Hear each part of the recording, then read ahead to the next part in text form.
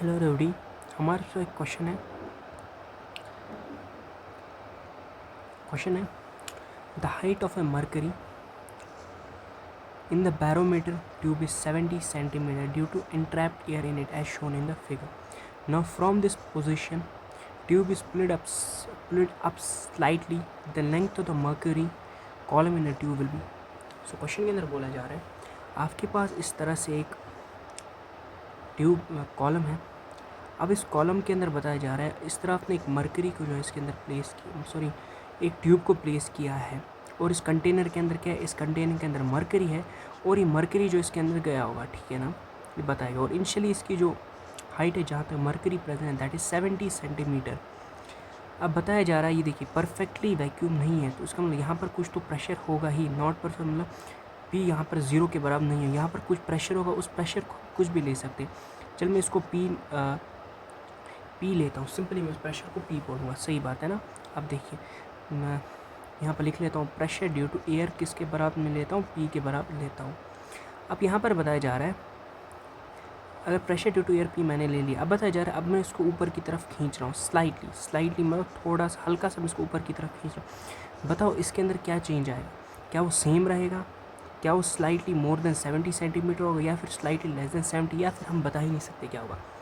पहली बात remain same और कांट सही जो दो ऑप्शन खत्म हो गए। अब हमारे पास दो ऑप्शन बच रहे, एक तो बच रहा है स्लाइटली मोर देन और स्लाइटली लेस देन। अब आते बच्चे क्या करेंगे, सोचेंगे सर अगर मैं सपोज मरकरी की जगह वाटर रखूँगा ऊपर खींचूंगा तो ऑब्वियस बात है पानी का लेवल नीचे आ जाएगा, सर इसका मतलब ये आंसर होगा। और हर कोई बच्चा ये टिक भी मारता है सर, तो उसमें को ज़ीरो आ जाता है, ये गलत है। देखिए एक्सप्लेनेशन हो क्या रहा है, अच्छे से देखना। ये हमारा कंटेनर है, इसके अंदर ये लिक्विड भरा हुआ है, ये इसके अंदर एक ट्यूब प्लेस्ड है। पहले इसकी इनिशियल लेवल इतनी थी, सही बात है।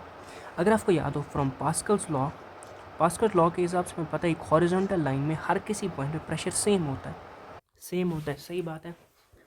अब मैं इसी एक लाइन खींचूंगा यहाँ पर, ये मैंने लाइन नहीं खींची। अब देखिए अगर मैं आपको बताओ पॉइंट ए पे प्रेशर कितना होगा और पॉइंट बी पे प्रेशर कितना होगा। आप आँख बंद करके बोलो सर पॉइंट ए पे जो प्रेशर है वो पॉइंट बी के बराबर है। ओके सो इतना सही है, हो गया। और तब इसकी लेवल कितनी थी, 70 सेंटीमीटर।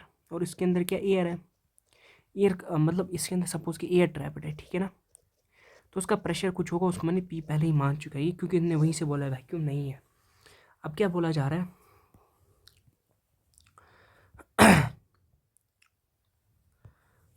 कहाँ गया मैं, सही। अब मैं बता रहा हूँ इसका नेक्स्ट स्टेज जिसके अंदर मैंने बता रहा हूँ ये लिक्विड है इसके अंदर। अब मैंने थोड़ा इसको स्लाइटली ऊपर खींचा है, अच्छे से देखना। जब मैंने स्लाइटली इसको ऊपर खींचा तो पानी का इनिशियली वैल्यू कम हो जाएगा, जब पानी का वैल्यू कम हो जाएगा यहाँ पर जो हमारा एयर कॉलम है इसको मैं रेड से बना रहा हूँ, ये एयर कॉलम जो होगा इसका वॉल्यूम बढ़ जाएगा, इसका वॉल्यूम क्या होगा, बढ़ जाएगा। और एयर कॉलम में सपोज कर लेता हूँ ये एक क्या है, ये एक आइडियल फ्लूइड है, मतलब इनकम्प्रेसिबल है, क्या है, तो इसका मतलब हमें पता इनकम्प्रेसिबल के लिए पीवी किसके बराबर होगा, एनआरटी, मतलब पीवी किसके बराबर होगा, कांस्टेंट प्रेशर इनवर्सली 1/वॉल्यूम। इसका मतलब अगर मैंने यहाँ पर वॉल्यूम कम कर दिया तो प्रेशर बढ़ता, लेकिन यहाँ पर जो है वॉल्यूम बढ़ गया विच एम्प्लाइज दैट प्रेशर यहाँ पर क्या होगा, कम हो जाएगा।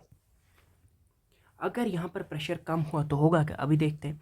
यहाँ पर क्या था, पी नॉट प्रेशर, इस पॉइंट को मैं बी मान लेता हूँ। इसका मतलब जो पी नॉट प्रेशर था वो था पी एट बी के ऊपर, प्रेशर कितना है, सही है ना, क्या मैं बोल रहा हूँ, मतलब जो पी प्रेशर एट बी था वो मैं किसके बराबर ले रहा था, यहाँ पर प्रेशर पी है प्लस रो जी एच, हाइट है कुछ एच, रो जी एच में लेता था ना।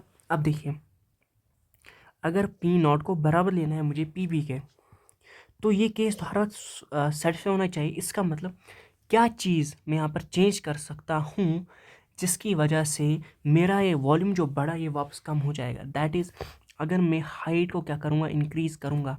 अगर मैंने हाइट को यहाँ पर लिक्विड के अगर मैंने हाइट को बढ़ाया तो वॉल्यूम वापस कम हो जाएगा।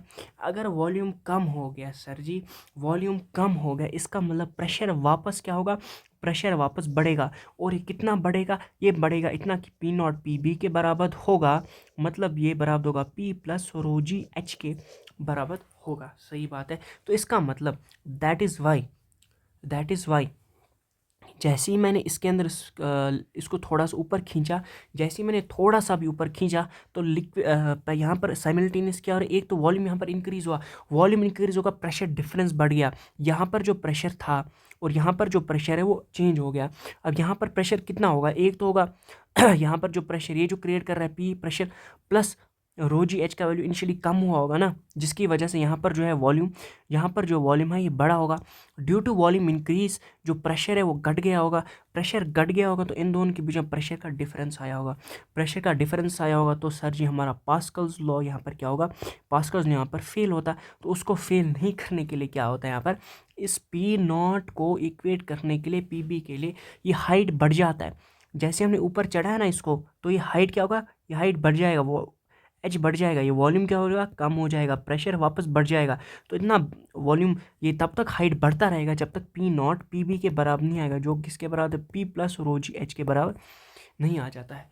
So this was all explanation for this question.